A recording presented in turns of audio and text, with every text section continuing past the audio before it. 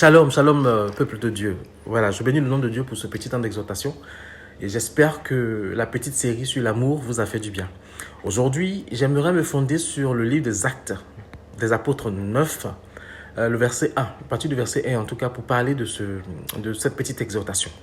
Il s'agit donc de Shaoul, qu'on appelle Saul de Tarse, qui a reçu mandat, qui a reçu l'injonction de représentants juifs pour aller capturer les gens de la nouvelle secte juive pour les mettre en prison, parfois même pour les punir de mort. La Bible dit que sur la route de Damas, alors que Saul et ses gens partaient, une lumière tout à coup se mit à briller autour de lui. Il entend une voix qui lui dit « Saul, Saul, pourquoi me fais-tu souffrir ?» ou « Saul, Saul, pourquoi me persécutes-tu » Et lui demande « Seigneur, qui es-tu » Il dit « Je suis Jésus que tu persécutes. » Et dès cet instant-là, l'apôtre Paul sera aveugle.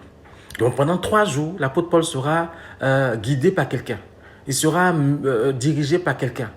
Voilà, pendant 3 jours, quoi qu'il voulait faire, c'est quelqu'un qui allait l'aider à faire. Lui, le grand Saul, excusez-moi quand je dis l'apôtre Paul, c'est une confusion de langage. Lui, le grand Saul, qui persécutait les gens, qui était connu dans le haut milieu des Juifs, qui était connu dans la haute sphère, il va être comme un enfant qui sera conduit de lieu en lieu par des gens. Dieu voulait l'apprêter désormais à être conduit par son esprit. Dieu voulait le préparer désormais à s'attendre, à ne pas faire ce qu'il veut, mais à faire ce que l'Esprit de Dieu voudrait qu'il fasse. Dieu voudrait préparer l'apôtre Paul désormais à comprendre que même s'il a besoin de faire quelque chose, si lui Dieu ne valide pas, il ne peut pas le faire. Parce que quand il est aveugle, s'il dit qu'il veut faire pipi, excusez-moi, il ne peut pas aller faire pipi s'il n'y a personne pour le conduire. Vous voyez bien? Donc, c'était 3 jours qui étaient difficiles pour un si grand serviteur des hautes autorités juives qui va se devenir comme un enfant qu'on va conduire. C'est exactement ce que Dieu nous demande.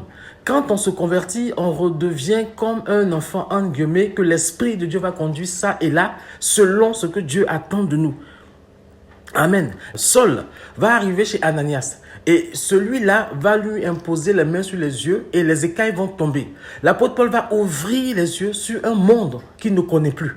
Parce que dans le nouveau monde dans lequel il est, les gens qui étaient ses amis, les gens qui étaient ses chefs vont devenir ses ennemis. Ils vont le poursuivre, ils vont chercher à le faire mourir. Et les gens qu'il est venu persécuter vont devenir ses amis. Mais avant de devenir ses amis, ces gens-là vont le craindre un peu. Ces gens-là vont avoir un peu peur de lui parce qu'il est vu un peu comme le bourreau. Donc il est dans un monde où il ne sait plus comment il doit faire, il ne sait plus à qui il va faire confiance. Il n'a confiance désormais qu'en Jésus.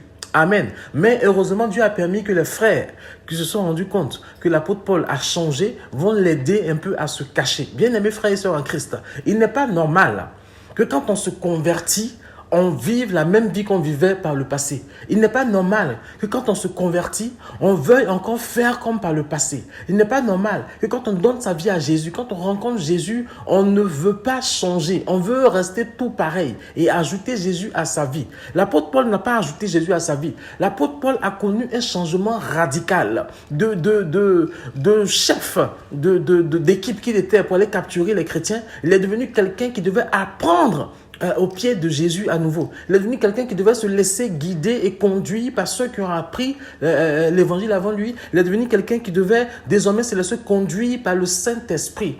Et comme l'apôtre Paul ne fait rien à moitié, la Bible nous dit que après ça, après avoir fait ses premiers pas dans la foi, il a dû se retirer dans le désert d'Arabie pour laisser Dieu le transformer, pour laisser Dieu le conduire dans sa nouvelle vie. Combien de fois tu t'es retiré devant la face de Dieu pour le laisser te guider, pour le laisser te conduire? Combien de fois tu as pris un temps, je ne parle pas de jeûne, juste un temps devant la face de Dieu pour dire aujourd'hui Seigneur c'est entre toi et moi, ou cette nuit Seigneur c'est entre toi et moi, ou ce week-end Seigneur c'est entre toi et moi, pour te laisser conduire, pour te laisser guider, pour te laisser malayer. Parce que Dieu a besoin de te préparer pour les challenges à venir. On a besoin de temps en temps de se retirer comme ça devant Dieu pour qu'il nous prépare pour ce qui va arriver. Mon exhortation de ce matin, c'est que tu t'es converti, il faut que tes yeux s'ouvrent sur un monde nouveau. Il faut que ta manière de voir le monde change, comme la manière de voir le monde de l'apôtre Paul a changé. Il faut que tu comprennes que ceux qui étaient tes amis dans le passé ne peuvent plus être tes amis aujourd'hui parce que vous ne partagez pas le même esprit, vous n'avez plus la même vision. Il faut que tu comprennes que même certains chrétiens que tu fréquentais avant ne vont plus te comprendre parce que désormais c'est l'Esprit de Dieu qui va te conduire. L'apôtre Paul n'a plus désormais voulu vivre sa vie pour plaire aux gens. Il a voulu désormais vivre sa vie pour plaire à Christ. Voilà, ose déplaire aux autres parce que ta vie a changé. Ose déplaire aux autres parce que désormais ta vie c'est Christ. Assume de ne pas pouvoir plaire à tout le monde parce que tu veux plaire à Dieu. Et si tu plairas à Dieu, tu plairas à ceux qui ont l'esprit de Dieu. Tu plairas à ceux qui sont tes frères et sœurs. Tu plairas à ceux qui sont dans l'église et qui ont accepté Jésus comme leur Seigneur, leur Sauveur personnel.